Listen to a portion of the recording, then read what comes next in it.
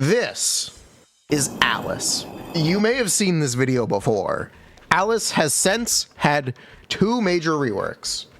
I am of two minds about how to go about this video, which is we either treat her like a new character entirely, or we talk about changes in the context of the original kit. We're gonna see how long I can yap pretending she is a completely new character, because it is simpler.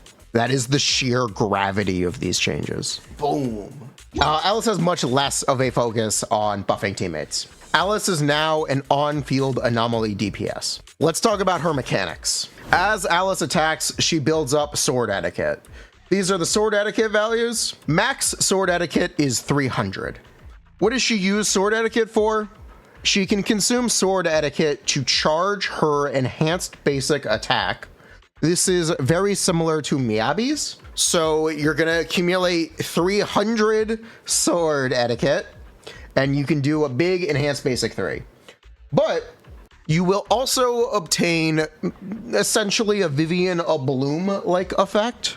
A Bloom! Yeah, you'll get a Vivian a Bloom-like effect for every 100 sword etiquette consumed. What does this do? This activates a mechanic called Polarity Assault whenever an anomaly is applied. Polarity Assault can activate disorder, and it can disorder with assault. So essentially, when Alice has consumed sword etiquette to generate Stardust, the converted mechanic is Stardust, and she can hold 3 of them.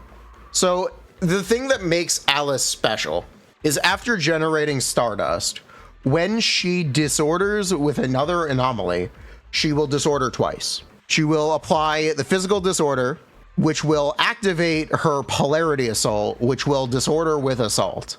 And then that can continue as long as she has Stardust. Polarity Assault is Alice's core mechanic. This is the thing you are playing Alice for, and this is what allows her to combo well with teammates. So essentially Alice's gameplay wants to be building up sword etiquette, seemingly to max, and then cashing it out and doing big disorder combos multiple times in a row. To assist with this, Alice enters combat with 300 out of 300 sword etiquette, so she can immediately use her enhanced basic 3 and generate 3 of her Stardust. Is Zenless crossing over with Honkai Star Rail? Stardust? Last Stardust? Unlimited Blade Works? What if? Like, comment, subscribe. We're gonna try to do more Zenless content. More Genshin content is coming. Did you know most of you watching are not currently subscribed? You should subscribe. Okay, yeah, that's the primary reason you use Alice. To assist with Anomaly, Alice will convert a portion of her Anomaly Mastery into Anomaly Proficiency.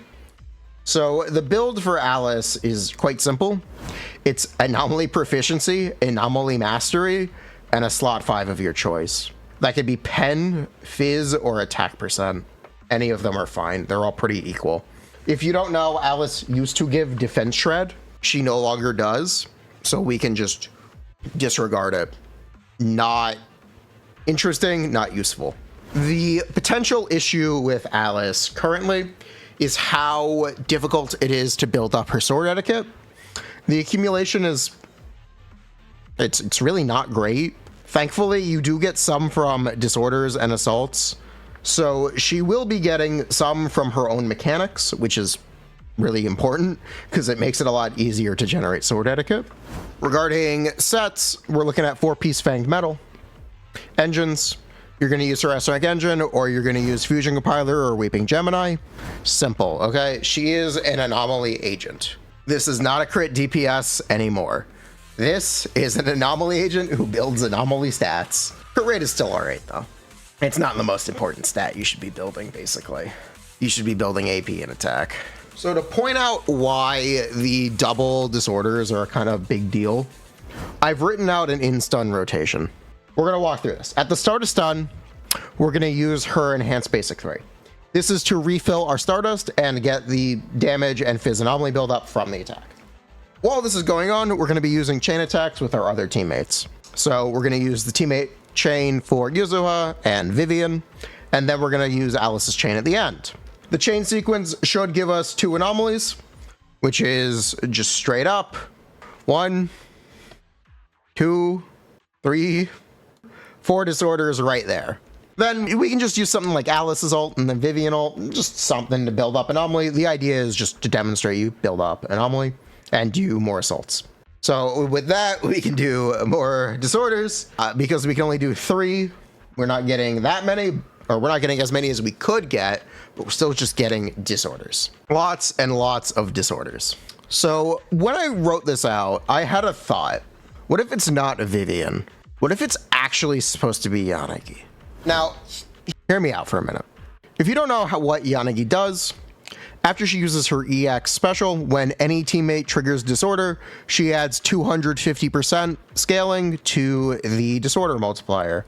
So while Vivian benefits the assaults, Yanagi benefits the disorders. The downside of this is Yanagi is much more of a DPS, but people play Miyabi Yanagi. You could probably play Alice Yanagi, and it should actually be quite good. I wonder if it's better than Vivian. I think because of the sheer number of disorders you're able to activate, it might be.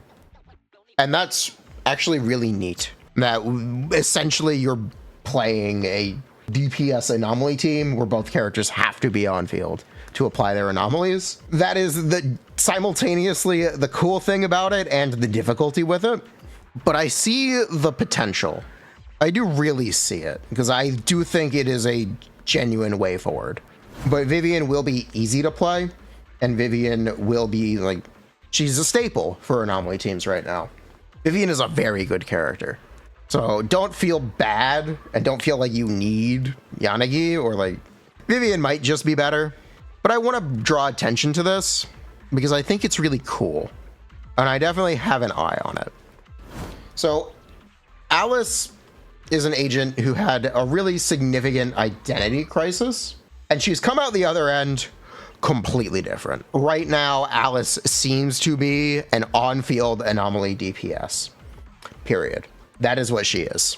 She requires too much field time to build up her resources for her to not be a main DPS with how she is currently implemented.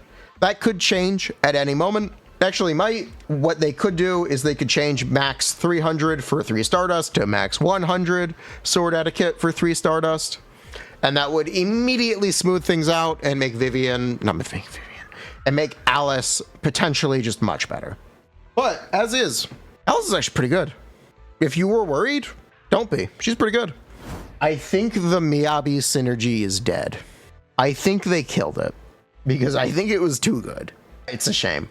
It's fine, all right? Let Alice be her own DPS, all right? It's fine. It's probably still pretty good, to be honest. You still are getting assaults. She just needs a lot more field time to get those resources. If they do that tweak, then it will be back and it'll be pretty good. But she still does not shred defense, which was the big selling point for Miyabi, that she buffed all of Miyabi's damage. She's not doing that right now. But I don't know, maybe it'll still be fine. We'll see. But she has gone from what could have actually been the straight up best Miyabi partner to she'll be fine. Maybe. But yeah, Alice is still quite good. If you were worried, don't be.